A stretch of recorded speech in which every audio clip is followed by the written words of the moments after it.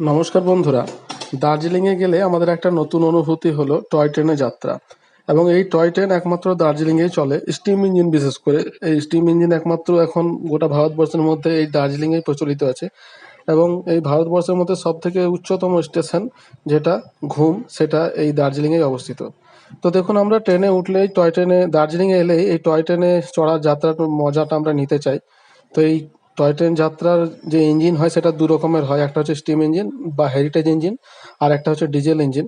তো ডিজেল ইঞ্জিনের ক্ষেত্রে 3টে বগি থাকে, আর স্টিম ইঞ্জিনের ক্ষেত্রে 2টো বগি থাকে। আপনারা দেখলেই বুঝতে পারবেন। আর ভাড়ার ক্ষেত্রে ডিফারেন্স হলো, আপনি যদি ডিজেল ইঞ্জিনে চড়েন তাহলে সেক্ষেত্রে ভাড়া হচ্ছে আপনার 1,500 টাকা, সরি 1,000 টাকা। আর স্টিম ইঞ্জিনে চড়লে তার ভাড়া হচ্ছে আপনার 1,500 টাকা। এই টয় ট্রেনের যাত্রা দেখুন এনজেপি থেকেও শুরু হয়, এনজেপি থেকে দার্জিলিং। তো সেক্ষেত্রে সকাল 9টা সময় আপনার একটা ট্রেন ছাড়ে, যেটা আপনার দার্জিলিং পৌঁছাতে আপনার সময় 4:30টায়, কিন্তু পৌঁছাতে সময় অনেক বেশি লেগে যায়, 4:30টায় পৌঁছাতে পারে না। আবার দার্জিলিং থেকে ছাড়ে সকাল 10টার সময়, এবং এনজেপিতে আসার সময় হচ্ছে 5:30 PM, কিন্তু আসতে এর থেকে বেশি সময় লাগে। ভাড়া কিন্তু সেই একই, 1,500 এবং 1,000। এই লম্বা ট্রেন জার্নি অনেকেই করতে পারে না, বা সময় সাপেক্ষ হওয়ায় অনেকে করতে চায় না। তো এই জন্য হিমালয়ান রেলে কি করেছে, জয় রাইড বলে একটা নতুন একটা যাত্রাপথ শুরু করেছে, যেটা শুরু হয় দার্জিলিং থেকে, শেষ হয় দার্জিলিংয়ে। যাত্রার পথ আপনার দার্জিলিং থেকে ঘুম স্টেশন অবধি যায়, এবং ঘুম স্টেশন থেকে আবার পুনরায় ফিরে এসে আবার দার্জিলিংয়ে এসে তার যাত্রাপথটা শেষ হয়। এই 8 কিলোমিটার দূরত্ব, অর্থাৎ 8 8 16 কিলোমিটার আপ অ্যান্ড ডাউন, এই যে আপনার যাত্রাপথটা, এইটার পুরোপুরটার নাম দিয়েছে আপনার জয় রাইড। তো আমি আপনাদের বলি, এই জয় রাইডের ক্ষেত্রেও ভাড়া সেই একই, 1,500 1,000। ডিজেল ইঞ্জিন 1,000, আর স্টিম ইঞ্জিন হচ্ছে আপনার 1,500। যাত্রাপথ শুরু হয় দার্জিলিং থেকে, দার্জিলিং থেকে শুরু হয়ে আপনার মাঝে স্টেশন হচ্ছে আপনার বাতাসিয়া লুপ। বাতাসিয়া লুপে 15 মিনিট দাঁড়ানোর পরে আবার আপনার ট্রেন যায় ঘুম স্টেশন। ঘুম স্টেশনে 25 মিনিট দাঁড়ানোর পরে আবার সেখান থেকে ফিরে এসে বাতাসিয়া লুপ, বাতাসিয়া লুপ থেকে আবার চলে আসে আপনার দার্জিলিং স্টেশন। এই যে টোটাল যাত্রাপথটা, এই যে টোটাল যাত্রাপথটার নাম দেওয়া হয়েছে আপনার জয় রাইড। এবার আমি আপনাদের জ্ঞাতার্থে বলে রাখি যে ঘুম স্টেশন থেকে দার্জিলিং স্টেশনের যে ঢালের পার্থক্য, এই ঢালের পার্থক্যটাতে কিন্তু টয় ট্রেন ঠিকমতো আসতে পারে না, বা পারা সম্ভব ছিল না।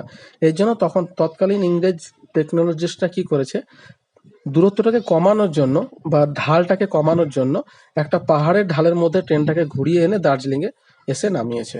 তো এই যে মানে ঘুরিয়ে ঢালটাকে কমানোর যে প্রসেস, এটা লুপের মাধ্যমে সম্ভব হয়েছে। তাই এটাকে বাতাসিয়া লুপের মাধ্যমে ঢালটাকে কমিয়ে দার্জিলিংয়ে ঢোকানো হয়েছে। যার জন্য দেখুন, দার্জিলিং এবং ঘুমের মধ্যে দূরত্ব হচ্ছে টোটাল 8 কিলোমিটার, এবং এদের ঠিক মাঝখানে লুপটাকে প্রতিস্থাপন করা হয়েছে, যার হচ্ছে দূরত্ব হচ্ছে আপনার 4 কিলোমিটার। অর্থাৎ দার্জিলিং থেকে Batasia loop 4 kilometre, Batasia loop থেকে ঘুম হচ্ছে আপনার 4 কিলোমিটার। এই মাঝের মধ্যে থেকে আপনার মানে ঘুম আর দার্জিলিংয়ের মাঝে লুপ প্রতিস্থাপনের মাধ্যমে ঢালটাকে কমিয়ে দার্জিলিংয়ে ঢোকানো হয়েছে। এবার আমি আপনাদের বলে রাখি, আমরা অনেক সময় দার্জিলিংয়ে ঘুরতে গিয়ে পরে বাতাসিয়া লুপ এবং ঘুম স্টেশন ঘুরতে যাই। কিন্তু যদি আপনি জয় রাইড করে থাকেন, তাহলে সেক্ষেত্রে কিন্তু এগুলোকে আলাদা করে ঘুরতে যাওয়ার কোনো প্রয়োজন নেই। ঘুম স্টেশনের আপনার এন্ট্রি ফি মিউজিয়ামে ঢোকার জন্য লাগে 20 টাকা, আর বাতাসিয়া লুপে ঢোকার জন্য লাগে আপনার 50 টাকা। তো আপনি যদি জয় রাইড করে থাকেন, তাহলে এইগুলো করার আপনার কোনো প্রয়োজন নেই। তার কারণ হচ্ছে, আপনি যে টাকা দিয়ে টিকিট কাটছেন, সেই টিকিটের মধ্যেই কিন্তু এগুলো ইনক্লুডেড রয়েছে। আপনি যখন দার্জিলিং থেকে যাত্রাপথ শুরু করবেন, বাতাসিয়া লুপে যখন ট্রেন আপনার 15 মিনিট দাঁড়াবে, সেই 15 মিনিটের মধ্যে আপনি ওইখানে যেটুকু আপনার করার, ফটো তোলা, ইয়ে করা, যা করার আপনার করে নিতে পারবেন। আবার ট্রেনে চড়ে ট্রেন গিয়ে দাঁড়াবে দার্জিলিংয়ে ঘুমে। তো ঘুমে নেমেও আপনারা মিউজিয়াম টিউজিয়াম সব দেখে নিতে পারবেন। এই মিউজিয়ামের এন্ট্রি ফি যেটা হয়, সেটা কিন্তু টিকিটের মধ্যে ইনক্লুডেড থাকে। আপনারা মিউজিয়াম দেখার পরে আবার আপনার ট্রেনে চেপে আপনার চলে আসবেন। তো সেক্ষেত্রে আপনার 25 মিনিট ওখানে কিন্তু ব্রেক দেওয়া থাকে। এই ক্ষেত্রে আবার আপনার জার্নি শুরু হবে, বাতাসিয়া লুপে 15 মিনিট দাঁড়ানোর পর আবার দার্জিলিংয়ে ফিরে আসবে। এই টোটাল যাত্রাপথটা শুরু এবং শেষ হয় 2 ঘন্টার মধ্যে। আর আপনার এই যে প্রসেসটাকে, এটাকে বলা হয় আপনার জয় রাইড। এটা সকাল 9:35-এ শুরু হয়, শেষ হয় বিকেল 3:35 পর্যন্ত। ঠিক আছে বন্ধুরা? আচ্ছা, আমি আপনাদের বলে রাখি, আপনারা যদি এনজেপি থেকেও দার্জিলিং এসে থাকেন টয় ট্রেনের মাধ্যমে, তো সেক্ষেত্রেও আপনারা জয় রাইড করার প্রয়োজন নেই, কারণ সেক্ষেত্রেও আপনারা এই সুযোগগুলো কিন্তু সবগুলোই পাবেন। আপনার ঘুম স্টেশনেও আপনারা গিয়ে মিউজিয়াম প্রবেশ করতে পারবেন, আবার বাতাসিয়া লুপে নেমে আপনারা দেখতে পারবেন, এবং তারপর আবার আপনারা কিন্তু দার্জিলিং স্টেশনে চলে আসতে পারবেন। কিন্তু সেটা ওয়ান ওয়ে হবে, টু ওয়ে হবে না। এক্ষেত্রে যেমন দুবারই আপ ডাউন দুটো জিনিসই দেখানো হয় জয় রাইডের মাধ্যমে, কিন্তু সেক্ষেত্রে কিন্তু আপনাকে একটা পথের মাধ্যমে দেখাতে হবে এবং পুরো জিনিসটা আপনাকে একবারেই ক্রস করতে হবে।